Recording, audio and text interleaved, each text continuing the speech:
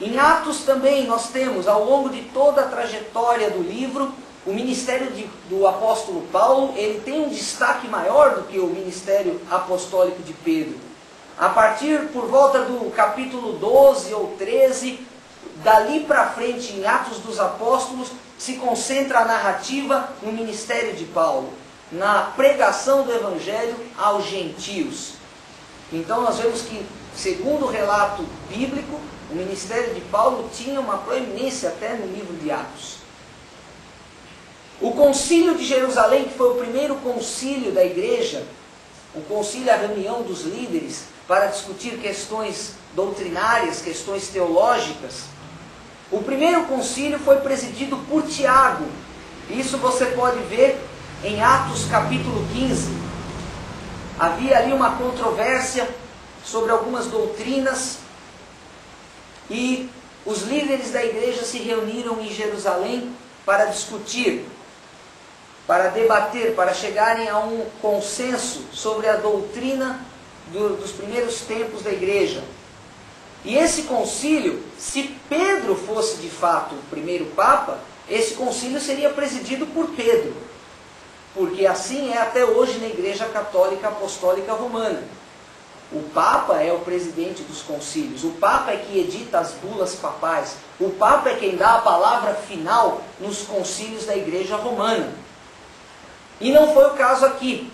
Pelo contrário, nós vemos ao longo deste capítulo que Tiago estava presidindo. Vamos ver alguns versículos do capítulo 15 do livro de Atos. No versículo 7. E havendo grande contenda, levantou-se Pedro e disse-lhes.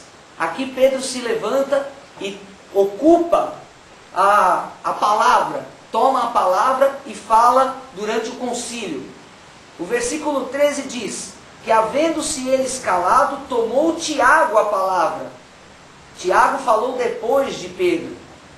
No versículo 20, mas escrever-lhes, já o resumo da fala de Tiago, mas escrever-lhes que se abstenham das contaminações dos ídolos, da prostituição, do que é sufocado e do sangue.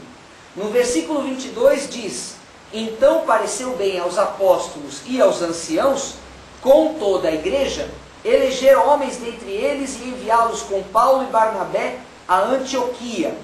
Pareceu bem a toda a igreja, aos apóstolos, aos anciãos, aquela consideração de Tiago. E no versículo 29, confirmando que vos abstenhais das coisas sacrificadas aos ídolos, do sangue, da carne sufocada e da prostituição. Ou seja, aquele parecer final de Tiago no concílio foi a palavra que prevaleceu, a qual foi escrita em epístolas para que fossem enviadas às igrejas na área ali de cobertura dos gentios, onde os gentios estavam sendo evangelizados. Portanto, não foi Pedro quem presidiu esse concílio.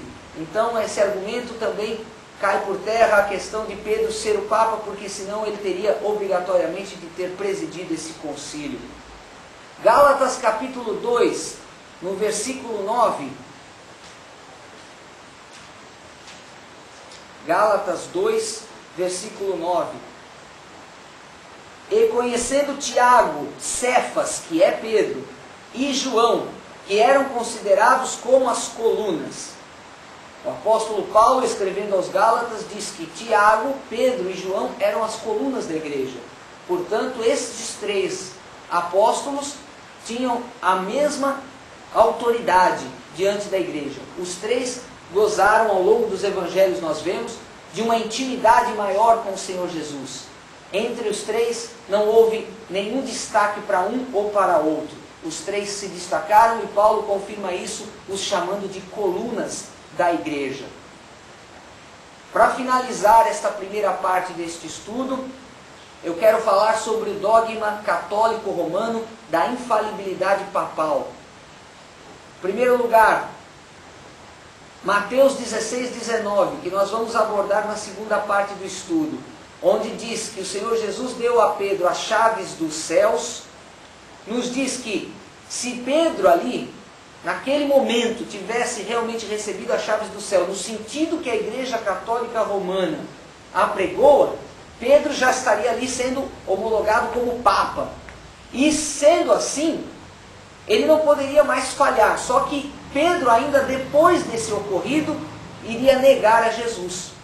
Pedro ainda iria falhar na sua caminhada, portanto ele não poderia ser infalível. Lucas capítulo 22, no versículo de número 32, nos diz assim a palavra do Senhor. O Senhor Jesus falando: mas eu roguei por ti, por Pedro, para que a tua fé não desfaleça, e tu, quando te converteres, confirma a teus irmãos. O próprio Senhor Jesus dizendo aqui que Pedro necessitava ainda se converter. Pedro ainda não tinha realmente nascido de novo, não tinha se convertido ao Senhor Jesus. Ele ainda estava naquele processo de conhecer quem era realmente o Senhor Jesus. E finalmente, em Gálatas 2, versículos de 11 a 21. Gálatas 2, o Senhor Jesus já havia ressuscitado nessa ocasião. Diz aqui: e chegando Pedro a Antioquia, lhe resisti na cara porque era repreensível. Ora, se Pedro era repreensível e o apóstolo Paulo o repreendeu, é porque ele não era infalível. Por quê? Porque antes que alguns tivessem chegado da parte de Tiago, Pedro comia com os gentios, mas depois que chegaram, ele foi se retirando e se apartou deles, temendo os que eram da circuncisão. Pedro começou ali a não querer se misturar com aqueles que eram gentios. E ele começou a se afastar quando os judeus apareceram ali. Então, amados, esse texto vai até o versículo. Você pode conferir em Gálatas capítulo 2. Nós vemos aqui que, mais uma vez, Pedro não era infalível.